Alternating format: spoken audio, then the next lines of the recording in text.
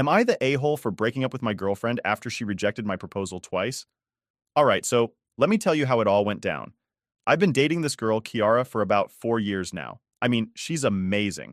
Funny, smart, really chill, and we've always clicked. You know when you meet someone and everything just kind of falls into place? Yeah, it was like that with her. We met at this random party our friends dragged us to, and honestly, neither of us even wanted to be there. But we hit it off and spent the whole night just talking about stupid stuff, like bad movies and weird childhood memories. Anyway, fast forward a couple of years, and I knew I wanted to marry her. 2 years in, I was pretty sure she was the one, or whatever people call it. I started saving up for a ring, thinking I'd do it when I was in a better spot with money. I had this whole plan in my head that once I was in a more stable place, I'd propose.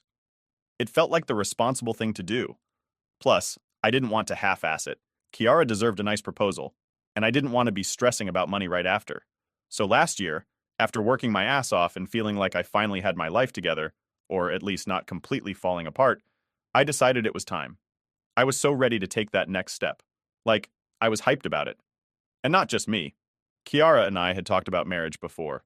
She seemed into it, always talking about how she couldn't see herself with anyone else and how she wanted to build a life together.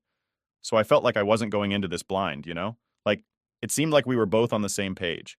I planned the proposal for this beach where we went on our first date.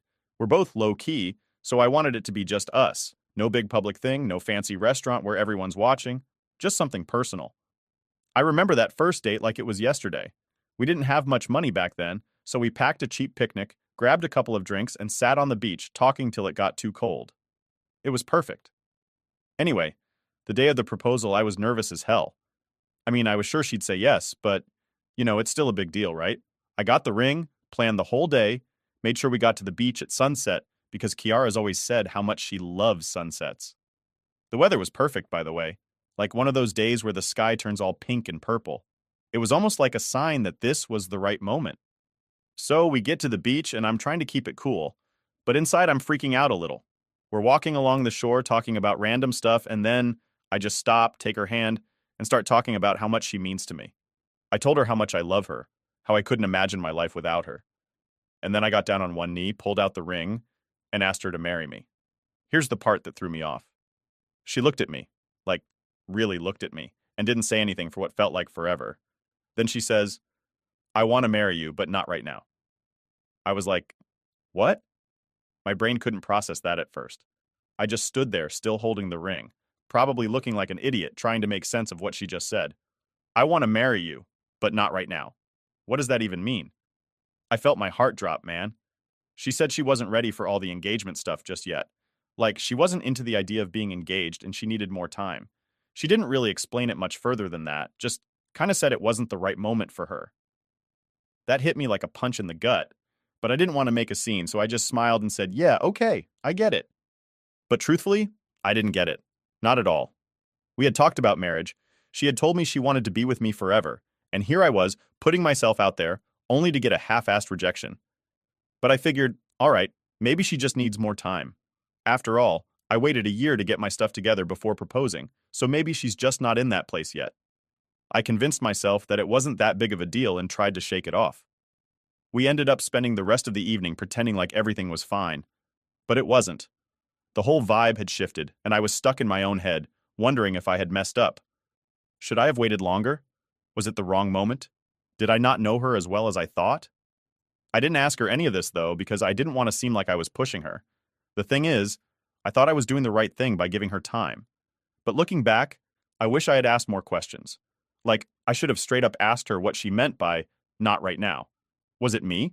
Was it something else? Was she even serious about wanting to get married in the future? But instead, I just let it slide and told myself it wasn't a big deal. I spent the next year pretending like everything was fine, but it was always in the back of my mind. Every time marriage came up in conversation, I'd feel that sting again. But I told myself that maybe she'd come around. I mean, we were still happy, still going on trips, hanging out with friends, doing all the normal couple stuff. So I figured, all right, it's fine. She's just not ready yet. She'll get there eventually, right? But yeah, that's how the first proposal went. Not exactly how I planned, but I let it go because I loved her. I didn't want to push her into something she wasn't ready for. Little did I know that the whole not right now thing would become a much bigger deal later on. So after that first proposal, a whole year went by, and yeah, things were kind of weird sometimes. It was like we didn't talk about the whole I want to marry you but not right now thing ever again. I mean, I thought maybe we'd have a conversation about it after a few weeks or something, but nope, nothing. And honestly, I didn't want to bring it up either because I didn't want to seem pushy or whatever. We were still doing all the usual couple stuff, so I figured we were good. But the more time went on, the more I started to think, all right, maybe this is never happening. Like, why is she not ready? And why isn't she giving me a better reason than just not yet? You know, it's like we're almost 30 and we've been together for 4 years. At this point, you either know or you don't, right? Anyway, I started planning another proposal because deep down, I still believed she wanted to be with me forever, just like she used to say. I was thinking maybe she just needed more time, and maybe I needed to step up the proposal game. The first one was low key, personal, just us two at the beach. But this time I figured maybe she'd want something a bit fancier. So I started thinking of something that would be a little more special, I guess. I decided to get some of our friends involved. I didn't want a public thing like the whole big crowd watching us. That wasn't my vibe, and I know Kiara's not into that either. But I wanted our closest friends to help me set it up. I thought it would make it more memorable. Plus, if we were surrounded by people we both care about, maybe that would make her feel more comfortable saying yes, you know? So I started planning. I booked this really nice botanical garden that had this beautiful fountain area, the kind with all those big roses and greenery, and it's all super romantic. I knew she'd love it because she's obsessed with nature and plants. Honestly, she has like 20 plants in our apartment that I'm always accidentally killing. So I thought, yeah, this will be the perfect spot. I even got some of our friends to help set up. We had this plan to go for dinner first, just the two of us, at this nice restaurant nearby, then head over to the garden where they'd set everything up for me. Roses, candles, the works. It was going to be perfect. I was sure of it this time. So, the night of the proposal comes. I'm trying to stay cool, but inside I'm freaking out again. I kept thinking about last year and how I got shut down, and I was praying this time wouldn't go the same way. I didn't want to go through all that again. But I was optimistic, maybe too optimistic. Dinner went great, we were both in good spirits, and everything seemed perfect. We laughed, had some wine, and it felt like old times, like nothing was wrong between us. After dinner, I suggested we take a walk through the botanical garden. She was all for it, no idea what was coming, of course. We get to the fountain, and it's all set up, just like I imagined. Roses everywhere, candles lighting the path. It looked amazing. Our friends had done an awesome job. I take her hand and we start walking towards the fountain. At this point, my heart's pounding like crazy, but I keep my cool. We get there, and I give this whole speech about how much I love her, how I can't imagine spending my life with anyone else, and how I'm ready to take that next step. She's tearing up, and I'm thinking, this is it. This is the moment. I get down on one knee again, pull out the ring, and ask her to marry me. And then she says the same thing. Not just yet. I couldn't believe it. Like what? I just stood there for a second, trying to figure out if I heard her right. Not just yet. Again? I felt like I'd just been punched in the gut. It wasn't like last time where I brushed it off and told myself it wasn't a big deal. This time it was different. It hurt way more. I stood up trying to stay calm, but I had to ask. Why? What's stopping you? I was trying to keep it cool, but I was frustrated as hell. She looked at me, all teary-eyed, and said the same thing she said last year. She wanted to make sure things would work out, that she wasn't ready yet. And that's when I started getting mad. I asked her straight up if there was someone else, like maybe someone was influencing her. Maybe her parents, maybe a friend. I didn't know. It just didn't make sense. We'd been together for 4 years. How could she not know by now if she wanted to marry me? She shook her head and said no, it wasn't anyone else. She just needed more time. At that moment, everything just kind of hit me. I had waited a whole year since the last proposal. I had gone through all this effort to make sure this one was perfect. I thought we were in a better place, and yet here I was, standing in the middle of this beautiful garden, being told, not yet again. I felt like an idiot. Like, how many times am I supposed to ask? How long am I supposed to wait? I told her that. I told her if after 4 years she still wasn't sure, then I didn't know what else to do. I couldn't keep waiting for her to figure it out. It felt like I was putting my life on hold for someone who wasn't even sure they wanted to be in it for the long haul. She didn't say much. Just asked for more time, again. And that's when I snapped. I didn't yell or anything, but I was done. I told her, I can't do this anymore. I love you, but I'm not going to keep putting myself out there if you're just going to keep saying no. I could see the look on her face change. She realized I was serious. She started crying, begging me not to leave. That's when she said, fine, I'll marry you. Please don't go.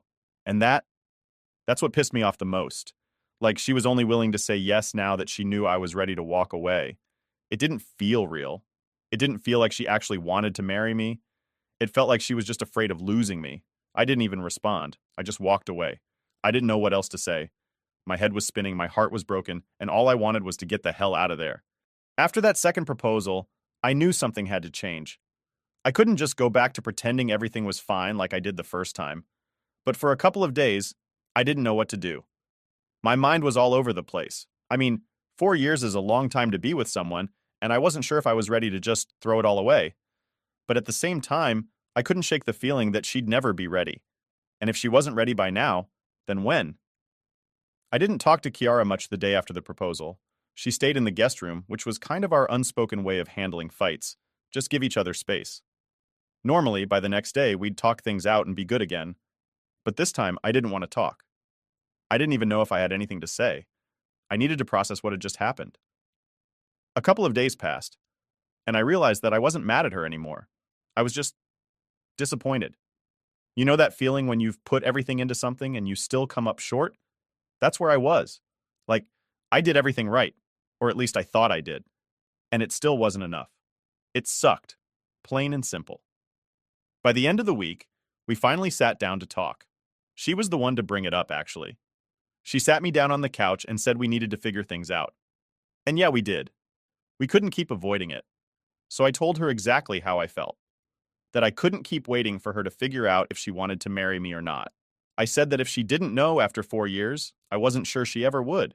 She just sat there, quiet, for what felt like forever. Then she said, I do love you. I want to be with you. I just don't think I'm ready for marriage yet. And there it was again. That same damn phrase, not ready. I could feel my frustration building up again, but I kept it together. Why not? I asked. What's stopping you? I mean, we've been together for 4 years and we've talked about getting married before. You said you wanted this. She sighed, and I could tell she was struggling to explain. I don't know, she said. It's a big commitment, and I don't want to rush into something I'm not sure about. That's when it hit me. She wasn't sure about me. Not us, not the relationship, just me. And honestly, that hurt more than I thought it would. I could deal with someone not being ready to get married, but not being sure about me after 4 years? That was a whole different thing. I leaned back on the couch, trying to process it. I asked her straight up, Are you ever going to be sure? She looked at me, and for the first time, she didn't have an answer. She just sat there, staring at her hands, not saying a word. That's when I knew. I stood up and I told her, I can't keep doing this. I love you, but if you're not sure about me by now, I don't think you ever will be. And I'm not going to wait around forever, hoping you'll change your mind. She started crying. And yeah, it was tough to see. I didn't want to hurt her. I never did. But I couldn't keep pretending everything was fine. She begged me not to leave. She kept saying, I'll marry you, I promise. Just give me a little more time. But that's the thing. I didn't want her to marry me just because she was scared of losing me. I wanted her to want it, to be excited about it. And she wasn't. She was just scared of being alone. That wasn't the kind of marriage I wanted, and I wasn't going to settle for that. So, I told her I needed to leave. I packed a bag that night and stayed at a friend's place for a few days. I figured we both needed some space to cool off and think about what we wanted. But deep down, I knew it was over. There was no coming back from this. The next few days were rough. I kept going over everything in my head, trying to figure out where it went wrong. Was it me? Was it her? Was it both of us? I don't know. All I knew was that it didn't feel right anymore. The relationship had turned into something it wasn't supposed to be, and I couldn't fix it. That week, she called me a few times. I didn't pick up at first because I wasn't ready to talk, but eventually I answered. We had one of those awkward conversations where neither of us really knew what to say. She kept asking if I'd come home, and I kept saying I needed more time to think. The irony wasn't lost on me asking for more time after being pissed about her doing the same. But it wasn't the same thing. I wasn't waiting to decide if I loved her. I was trying to figure out how to move on. Then came the texts. Oh man, the texts. Her friends, her parents, even some of our mutual friends started blowing up my phone. Apparently, she'd told everyone I dumped her because she wasn't ready to get married. And of course, they all took her side. They called me immature, selfish, a jerk for throwing away a 4-year relationship just because she wasn't ready for the next step. But what they didn't understand, what none of them seemed to get, was that it wasn't about the wedding. It was about her not being sure about me. I mean, if someone's not sure about you after 4 years, how much longer are you supposed to wait? 5 years? 10? It felt like everyone was missing the point. The funny thing is, some of my friends didn't take her side. A few of them actually said they understood where I was coming from. They weren't taking sides exactly, but they weren't blaming me either. They knew what I had gone through, how much effort I put into the relationship, and that made me feel a little better, knowing I wasn't completely crazy for walking away. I think that's when I finally accepted that it was over. I wasn't going back. No amount of begging or promises was going to change the fact that she didn't see a future with me. Not really. I went back to our place to get the rest of my stuff about a week later. Kiara wasn't there, and honestly, I was relieved. I didn't want to deal with another emotional conversation. I packed my things, left my key on the counter, and walked out for the last time. And just like that, it was over. 4 years, done. And yeah, it hurt like hell. But for the first time in a long time, I felt like I made the right choice. I wasn't going to settle for someone who wasn't sure about me. I deserved better than that. Update 1. So after I packed my stuff and walked out of the apartment for the last time, I thought things would be kinda easier. Like, I expected to feel this massive weight lift off my shoulders or something, but instead, everything felt heavy. I don't know how else to describe it, but it's like the breakup didn't really hit me until I was back at my friend Kyle's place, just sitting on his couch with my duffel bag at my feet. Kyle's a good guy, one of those friends who doesn't ask too many questions and just hands you a soda when you need it. He didn't try to pry or give me advice, he just let me crash at his place. And we spent most of the nights playing video games or watching dumb movies. It helped for a bit, but then the messages started rolling in again, and I couldn't escape the reality of what was happening. Kiara texted me almost every day. At first, it was the usual "can we talk" and "I miss you" messages, which I kinda expected, but then she started getting frustrated. I didn't answer her calls, so she'd send these long texts about how I was being unreasonable for not wanting to work things out. She kept saying stuff like, "You're throwing everything away over one small thing and you'll regret this." It pissed me off, to be honest. Like, I'm throwing everything away? I didn't know how to respond without starting another argument, so I just didn't. Ignoring her texts wasn't easy, though. Every time my phone buzzed, I'd feel this pit in my stomach. Part of me still cared about her, but I knew deep down that this wasn't something we could fix. I had to remind myself that this wasn't just about marriage. It was about her not being sure about me, about us. The thing is, when you spend 4 years with someone, you get used to having them around. Even if things were rocky towards the end, Kiara had been a huge part of my life for so long that I didn't really know what to do with myself now that she wasn't. I kept finding myself scrolling through old photos of us on my phone, looking at all these memories we'd made. It's stupid, I know, but it was like I was trying to figure out where things went wrong. Like, was there something I missed? Some sign that things were falling apart before the proposals? I spent way too much time thinking about that. Kyle told me I was overanalyzing it, and yeah, maybe he was right, but it was hard not to. When you invest that much time into someone, you want to believe that it all meant something, that it wasn't just a waste of time. After about a week of silence from Kiara, I started getting messages from her friends, and man, they were brutal. Some of them were straight up calling me a jerk for leaving her. One even said, "You're just scared of commitment," which is rich, considering I literally proposed twice. Another one of her friends wrote this long message about how I was being selfish for not giving Kiara more time to figure things out. Apparently, 4 years wasn't enough. But here's the thing. I know I said I wouldn't use that phrase. Her friend Ashley actually sent me a message saying, "You were just a safe bet for her. She'll find someone better now." Like, damn. I didn't respond to that one either, but it stuck with me. Was I just some backup plan for her? It wasn't like Kiara ever said anything like that. But the more I thought about it, the more I wondered if she was waiting for someone else, someone better, whatever that means. Meanwhile, my friends were giving me their own opinions. Kyle, as usual, kept it simple. "Dude, you're better off. If she can't decide after 4 years, she's never going to."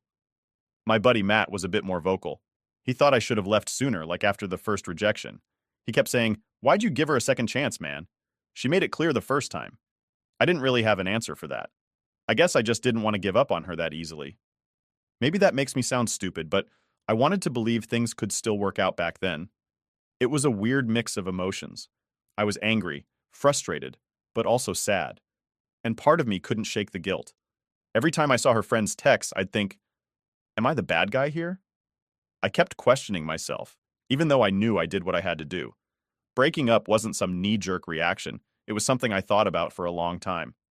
But still, when you're getting hit from all sides with people telling you you're the asshole, it messes with your head.